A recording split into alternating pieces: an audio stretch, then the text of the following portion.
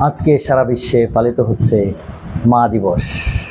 আমাদের জন্য দুজন মা রয়েছে, স্বর্গে আমাদের স্বর্গীয় মা এবং এই পৃথিবীতেও আমাদের পার্থিব মা। মার বিকল্প নেই, মা ছাড়া কোনো কিছুই কল্পনা করতে পারি না।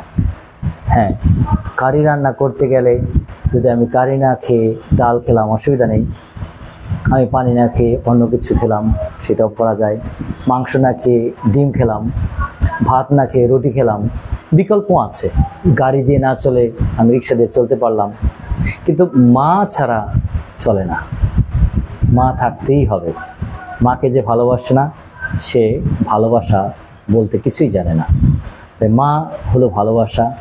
মাকে যে ভালোবাসে সে ঈশ্বরকেও ভালোবাসে। মার মধ্য দিয়ে ঈশ্বর আশীর্বাদ নেমে আসে। স্বয়ং ঈশ্বর এই পৃথিবীতে একজন নারীকে, মাকে বেছে নিয়েছিলেন এই মুক্তির কাজে। তাই সমাজে, পরিবারে, রাষ্ট্রে যদি মুক্তি আনতেই হয়, মার বিকল্প নাই। সেজন্য নেপোলিয়ন বোনাপার্ট বলেছিলেন, আমাকে একজন ভালো মা দাও, আমি তোমাদের একজন ভালো জাতি দেব। সেজন্য আমি বলি, আজকে মা দিবসে সকল মাকে শ্রদ্ধাপূর্ণ, ভক্তিপূর্ণ শুভেচ্ছা, অভিনন্দন জানাচ্ছি। সকল মায়েদের প্রতি আবারও শুভেচ্ছা, অভিনন্দন। স্বর্গীয় মাকে বাদ দিবেন না, স্বর্গীয় মাকেও স্বর্গে রাখবেন।